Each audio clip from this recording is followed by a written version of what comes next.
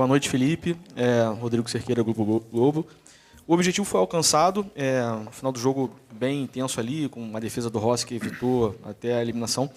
Qual é a lição que fica dessa primeira fase da Copa Libertadores, né?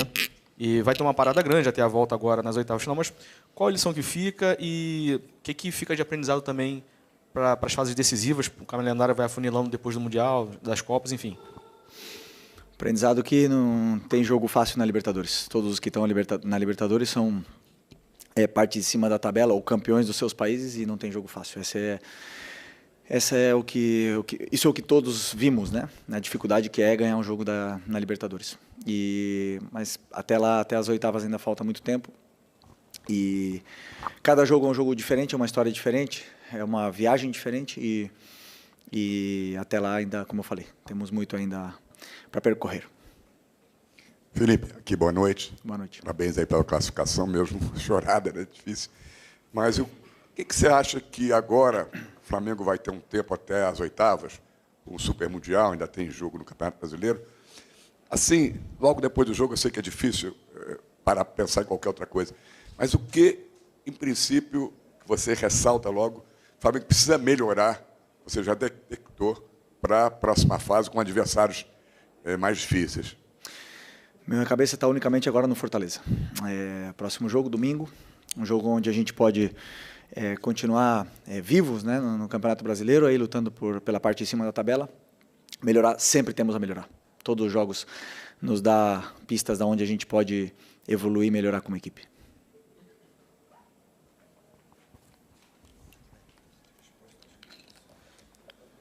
Oi, Felipe, aqui Sérgio Lobo. Não é a primeira vez que a gente repara, e várias fotografias hoje, imagens do primeiro tempo, principalmente do primeiro tempo, que só tinha o Rossi da intermediária para trás. Eram 21 jogadores da altura ali da intermediária, daquele bloco central para trás, e o Flamengo com a bola, quer dizer, foi um ferrolho, né? Digamos, nessa expressão muito grande do time venezuelano, que veio aqui já eliminado, enfim, para fazer isso mesmo, para se defender. E o Flamengo já, em outras oportunidades, contra times do Campeonato Brasileiro, já teve esse tipo de dificuldade. Como é que você avalia essa questão para melhorar em relação ao futuro próximo, contra adversários que podem vir repetir esse tipo de esquema contra o Flamengo aqui mesmo no Maracanã? É uma forma de defender que causa dificuldades a todos os times do mundo. Não existe nenhum time que tem facilidades em entrar numa defesa com uma linha de 5 e por vezes era linha de 6 e linha de 7 e os 10 dentro da área. Vimos o Manchester City na final contra o Crystal Palace, bloco baixo, todo time do Manchester City, que é um dos melhores times do mundo, não conseguiu entrar. Isso sempre que um time vem para se defender é uma opção, mas esse time também sabe jogar, também nos colocou em algumas dificuldades com bola. Mas, claro, temos que continuar criando esses mecanismos, essas soluções para dar para os jogadores, para eles poderem terem mais chance de finalizar. Se eu não me engano, eu vi nas estatísticas, foram 20 finalizações, com 10 dentro da área nunca vão ser muito claras, né? Mas, no final, o objetivo era ganhar e conseguimos. Felipe aqui, Fernanda Pisotti, da Rádio Band News FM. O Flamengo começou no primeiro tempo pressionando bastante, a gente já até te perguntei sobre isso, né, sobre a questão de cercar bem a área, e você tinha dito que faltavam jogadores determinantes, e no primeiro tempo o Flamengo também fez essa pressão e não conseguiu converter em gols, até saiu vaiado pela torcida, enfim. Mas o que eu queria ressaltar é a ansiedade. A gente notou um pouco, assim, um time um pouco ansioso, né? Especialmente no primeiro tempo, tentando abrir logo o marcador e não conseguiu. E aí isso foi complicando, você acha, o jogo do Flamengo? Assim como no final do segundo tempo, quando o Rossi faz a defesa, já estava todo mundo ali meio que desesperado, ali, mais ou menos? Não, bom, desesperado não é a palavra certa, mas já tinha, enfim. É claro que havia ansiedade, claro que existia ansiedade. Sabíamos que tínhamos que ganhar para passar, tínhamos que conseguir um gol, fazer um jogo onde a gente conseguisse o resultado para poder passar. E essa ansiedade ela sempre vai existir dentro da nossa casa, na frente do nosso torcedor, com o Maracanã, com a torcida que mais cobra. Claro que existe essa ansiedade. eu como treinador posso tentar o máximo possível tirar, mas dentro do campo os jogadores percebem, e como você bem falou, começamos com uma pressão forte, o time deles, eu sempre penso que no futebol é mais fácil destruir que construir, destruíam bem as jogadas, nossas jogadas, nos bloquearam bastante e não conseguimos criar essas chances claras. E isso foi causando um pouco de nervosismo com bola. No intervalo tentei tranquilizar um pouco esse sentido, o time melhorou, encontrou o gol e ganhamos o jogo. No final, é normal também que time no mundo que não sofre finalizações, ou sei lá, que passa um jogo 90 minutos sem que chegue na nossa área. Chegaram por forma de escanteio, tivemos chances de tirar a bola, não tiramos, e no final sofremos, mas para isso também está um grande momento do Rossi aí. Felipe, aqui à sua esquerda. Queria saber de você se você considera o teu elenco de um tamanho ideal para uma temporada como essa de 2025, que você ainda tem, além das 3 principais competições, esse Super Mundial pela frente. E qual era também o teu sentimento nesses minutos finais da partida, com a pressão empregada pelo Deportivo Táchira, quando o técnico coloca atacantes em campo e ainda depende de uma defesa salvadora do Rossi, que até agora a gente nem sabe se estava impedido ou não, mas criou todo aquele frisson ali em torno daquele lance. Qual foi a primeira pergunta que você fez? Desculpa. Se você considera que teu elenco tem um tamanho ideal. Eu acredito que sim. Para mim, um elenco ideal tem que ter 25 jogadores. Com certeza, nessas janelas, né, de transferências, chegarão peças para reforçar, sairão outras, o que é absolutamente normal, e o que nós temos que continuar aumentando é a qualidade do elenco. O número de jogadores está suficiente. E depois, o sentimento para mim de vitória, de orgulho heróico, 10 dentro da área defendendo e sabendo sofrer, e o goleiro depois saindo mais uma vez como herói. É uma vitória. Eu comemoro todas as vitórias da minha carreira, sempre. Não é fácil ganhar. E dou muito valor a ganhar, a passar, sem esquecer.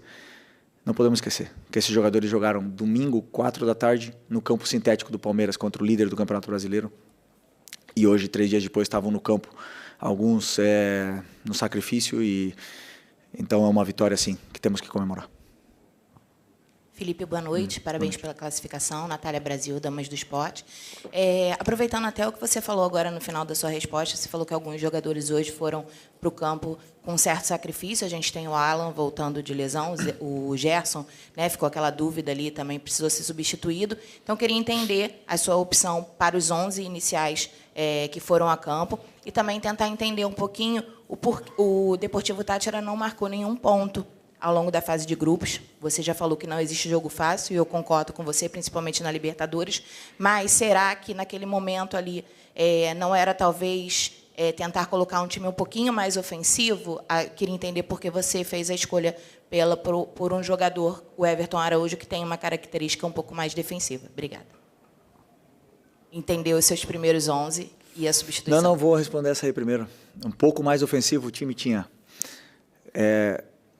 O time tinha Léo Ortiz, Léo Pereira e Alan, que ficavam atrás. Tinha Wesley e Alexandro, que passavam para o ataque. Gerson, que passava para o ataque.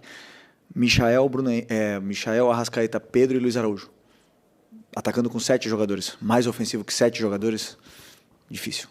Muito difícil. Então, muitas das vezes tínhamos 6 e o lateral vinha por dentro.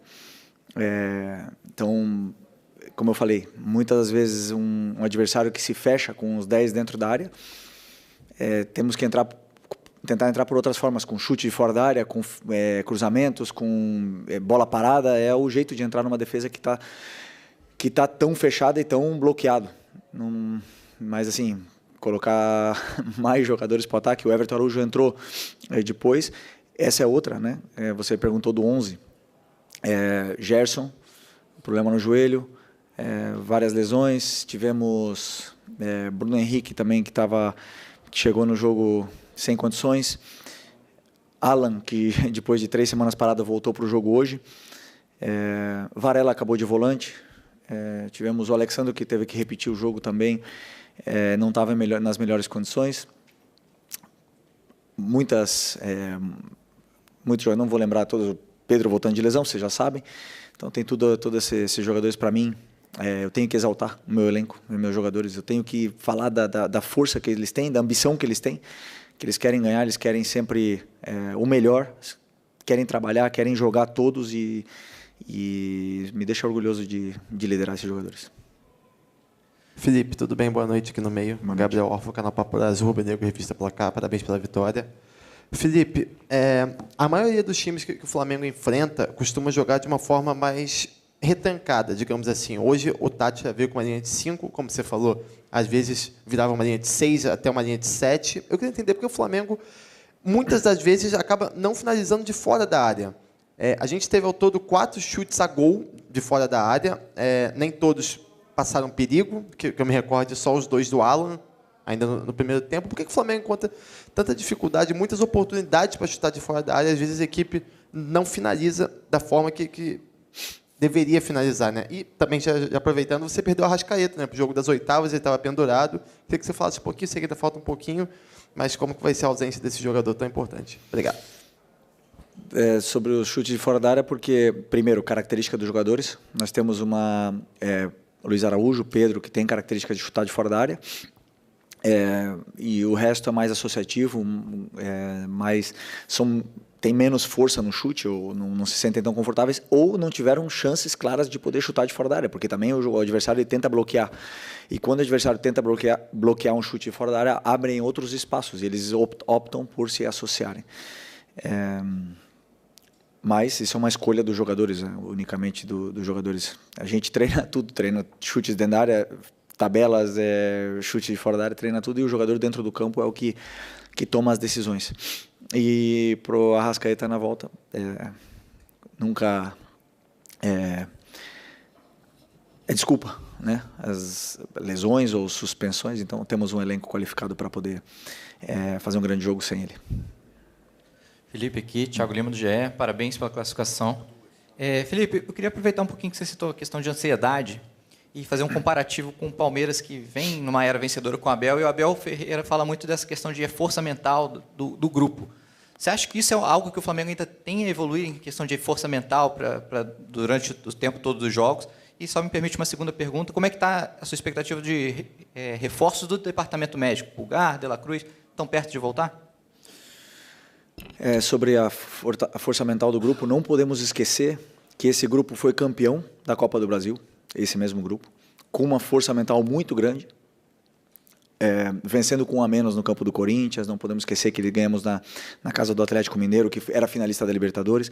Não podemos esquecer que esse grupo tem uma força mental muito grande, que ganhou a Supercopa do Brasil esse ano, ganhou o Campeonato Carioca, vem brigando pela liderança.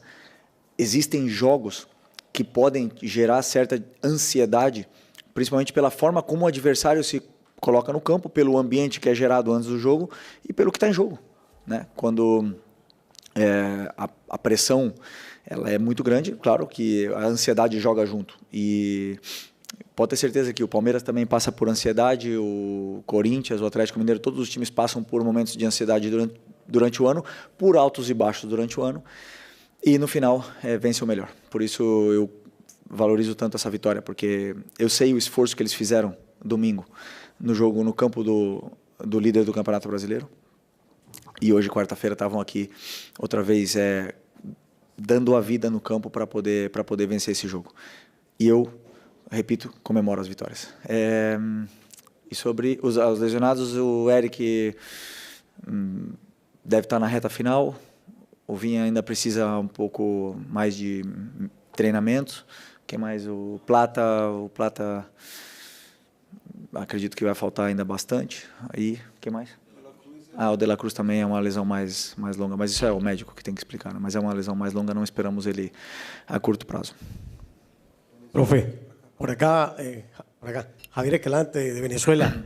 ¿Le sorprendió la propuesta del Deportivo Táchira en este partido tan clave para ustedes?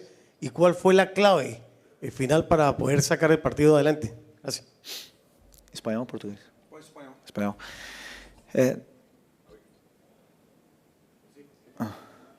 Sí, perdón.